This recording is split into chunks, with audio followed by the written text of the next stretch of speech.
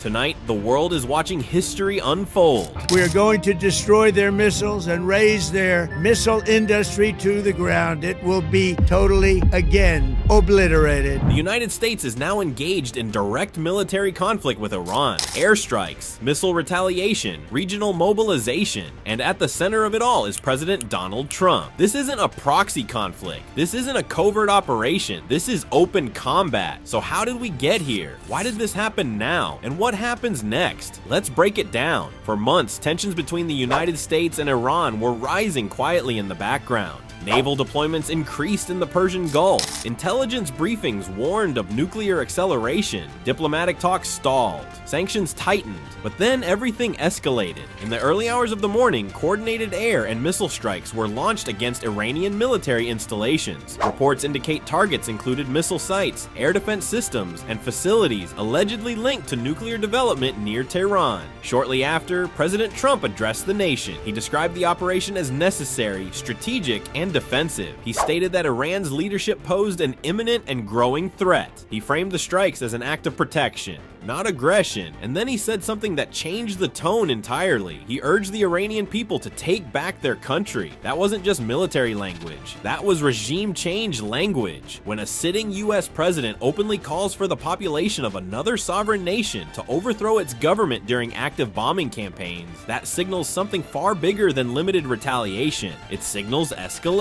And Iran responded fast. Within hours, ballistic missiles were launched toward US military installations in the region. Reports indicate attempted strikes on bases in the Gulf, including near Bahrain. Air defense systems intercepted many of them, not all. Damage assessments are still ongoing. The Iranian government declared the attacks an act of war and promised consequences. So now we are no longer talking about isolated strikes. We are talking about an active military exchange between two powerful nations. To understand how significant this is, we need context. The relationship between Washington and Tehran has been tense for decades. Sanctions, proxy conflicts, cyber operations, nuclear negotiations, all part of a long strategic chess match. But direct confrontation has always been avoided. Why? Because both sides know the stakes. Iran controls strategic geography. It sits along the Persian Gulf. It has influence across Iraq, Syria, Lebanon, and Yemen. It has allies and proxy forces capable of striking beyond its borders. And most critically, it borders the Strait of Hormuz, the narrow waterway through which roughly a fifth of the world's oil supply passes. If that route is disrupted, global energy markets could spike overnight. So when President Trump authorized these strikes, it wasn't just about military capability. It was about risking economic shockwaves across the globe. Supporters argue the decision was unavoidable. They claim intelligence showed accelerated nuclear activity. They argue that delaying action would have allowed Iran to strengthen its defensive systems. They say decisive force prevents greater war later. Critics argue the opposite. They say diplomatic channels were not fully exhausted. They question whether Congress should have authorized the action. They warn that regime change rhetoric could entrench Iranian leadership rather than weaken it, and this is where things get complicated. Because war is never just about battlefield outcomes, it's about political consequences. Domestically, President Trump has long positioned himself as strong on national security. He has emphasized deterrence, power projection, and peace through strength, but he has also campaigned on avoiding prolonged foreign wars. Now the question becomes, is this a limited operation and/or the beginning of something larger? Let's examine what limited would mean. In theory, limited strikes focus strictly on degrading military infrastructure.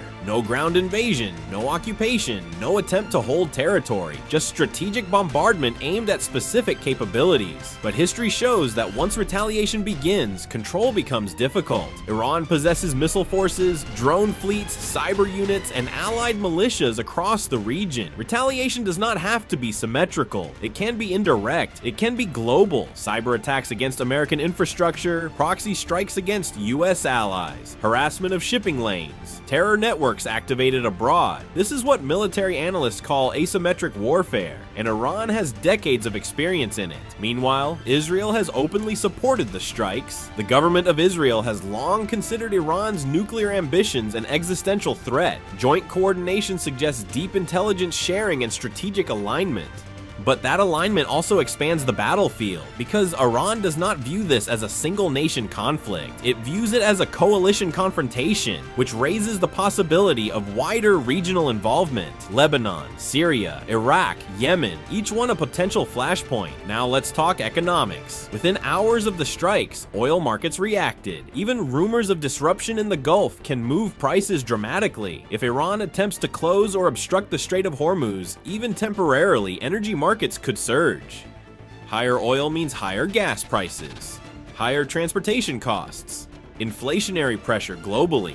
Stock markets typically respond negatively to uncertainty, and war is uncertainty at its peak. So the impact won't just be geopolitical, it will be financial, and voters feel financial impact quickly. Then there's the international community. The United Nations has called for restraint and de-escalation. Leaders across Europe are urging diplomacy. The European Union released a statement emphasizing the need to avoid broader conflict, but diplomatic pressure has limits once missiles are flying. De-escalation requires both sides to pause, and neither side wants to appear weak. That's the trap of escalation dynamics. Each retaliation justifies the next. Let's look at the military realities. Iran's air defenses are layered but not impenetrable. The US military maintains advanced strike capabilities in the region: stealth aircraft, carrier groups, long-range precision missiles. But geography favors Iran defensively. Mountainous terrain, hardened facilities, underground infrastructure. Eliminating capability entirely would require sustained operations, and sustained operations increase risk. American casualties, civilian casualties, collateral damage. Each one shifts public perception. Each one increases pressure. There's also cyber warfare. Modern conflicts are not confined to physical battlefields. Critical infrastructure, power grids, financial systems, communications networks are all potential targets. Cyber retaliation is difficult to attribute quickly and difficult to defend perfectly. A prolonged digital campaign could unfold quietly while kinetic warfare dominates headlines. So where does this go? There are several possible scenarios. Scenario 1, controlled exchange. Both sides trade limited strikes, then move toward negotiated ceasefire under international mediation. Scenario 2, regional expansion. Proxy forces enter the fight. Cross-border skirmishes intensify. Multiple nations become involved. Scenario 3, strategic escalation. Iran attempts to disrupt global oil supply. The US expands targeting to command centers and leadership facilities. Scenario 4, internal instability. If domestic unrest in Iran grows during military pressure, the political landscape could shift internally, but predicting internal political movements during wartime is notoriously unreliable.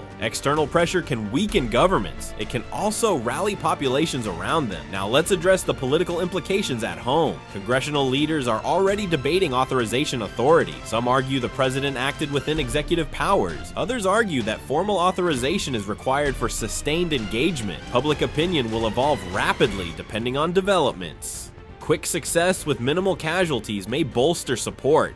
Prolonged engagement with rising costs could shift sentiment.